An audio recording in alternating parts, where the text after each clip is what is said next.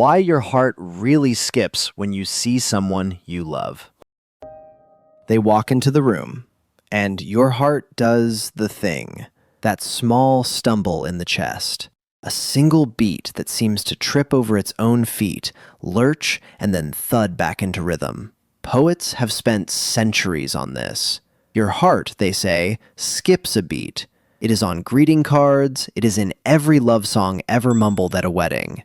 And for once, the poets were not entirely making it up. But let us actually ask it. Does your heart genuinely skip a beat when you see someone you love? Or is that just a nice thing to say? Something real is happening in the muscle. A physical event you can feel through your ribs. And it is stranger and far less romantic than the greeting cards would ever admit. Because here is the first surprise. Your heart does not skip a beat. It does very nearly the opposite. What you feel as a gap is not a beat going missing. It is a beat arriving with too much force at the wrong moment. To see how, you have to slow the whole thing down. Your heart keeps time with its own electrical pulse, steady and patient, filling and squeezing, filling and squeezing. Then, every so often, a rogue signal fires early, an extra beat out of turn before the chambers have had time to refill. That early beat is almost empty, barely any blood to push. You feel next to nothing. Then your heart does something clever. It pauses. A short reset, waiting for the rhythm to come back around.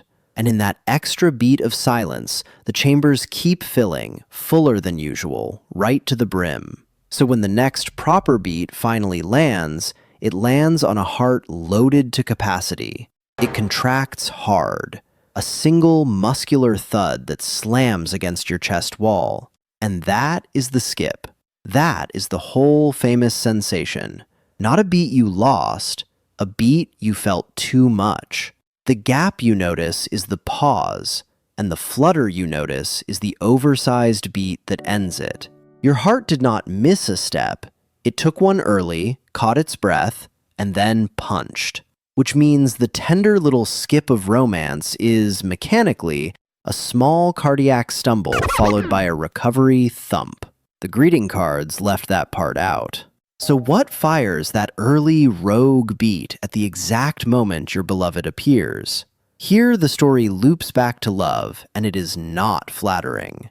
The cells that trigger these premature beats are exquisitely sensitive to one chemical above all: adrenaline. The stuff your body floods you with under stress, under fright, under sudden excitement. And what does the sight of someone you love do to you? Almost precisely that. Research that scanned people gazing at the one they adored found the body swinging into a surge of arousal, the sympathetic nervous system firing, adrenaline and its cousins rising. That surge is the spark. Love pours adrenaline onto a heart full of cells that answer to adrenaline. One of them jumps the queue, and you feel the thump and call it butterflies. The unnerving speed of it is the giveaway. Their name lights up your phone, and your chest lurches before you have consciously finished reading it. The body has already decided this is important and dumped the chemical, milliseconds ahead of the thinking part of you catching up. Your heart, in other words, knew before you did.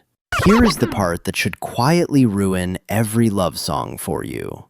The skip of romance, the lurch of terror, and the flutter after your third coffee are not similar events.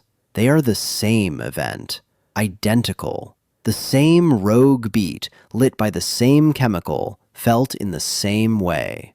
Your heart cannot tell the difference between true love and a near miss in traffic. It cannot tell devotion from a triple espresso. To your heart, the person you would cross an ocean for and a sudden loud noise are the same news. The feeling you have spent your life calling love in that one physical instant is a stress response wearing very good clothes. Now, a necessary word, because hearts are not a thing to be flippant about, and this is not medical advice. In an otherwise healthy heart, these occasional skips are, reassuringly, among the most ordinary and harmless events in all of cardiology. Most people have them and never notice. They are usually nothing. But nothing here replaces a real checkup. If your heart skips often, or comes with dizziness or pain or breathlessness, that is a conversation for a doctor, not a love song, and certainly not a video. There is, though, a dark, far edge to all of this, and it is where the metaphor stops being a metaphor. Push the same chemical to a genuine extreme through sudden grief, a violent shock, the loss of the very person whose name once made your heart flutter, and that flood of adrenaline can do something remarkable and frightening. It can stun the heart. For a while, part of the muscle stops squeezing properly and balloons into a strange, lopsided shape. It looks, on a scan, almost exactly like a heart attack, but the arteries are clear. Doctors have a plain name for it: broken heart syndrome. The same adrenaline that gives you butterflies at the sight of someone, turned all the way up, can quite literally break the organ it was flirting with moments before. The dose is the only difference between a swoon and an injury, and yet there is something almost beautiful hiding in the plumbing. The machinery that makes your heart lurch for someone you love is the very same machinery that would ready your body to sprint from a predator. It is ancient survival hardware, built to handle danger, quietly repurposed to handle desire. Your body, faced with someone who matters, does not have a special setting for love. It reaches for the same alarm it uses for everything that might change your life in an instant, which, when you think about it, is not a bad description of falling for someone. The skip is not your heart being poetic. It is your heart treating love as the emergency it quietly is. So if your heart cannot tell the difference between love and fear, and reaches for the very same alarm for both, how sure can you ever really be about which one you are feeling? If you enjoyed this strange little journey, subscribe and help us reach 1 million curious minds. There are many more weird facts hiding in plain sight, and we intend to bother all of them. The only question left is, which one we bother next?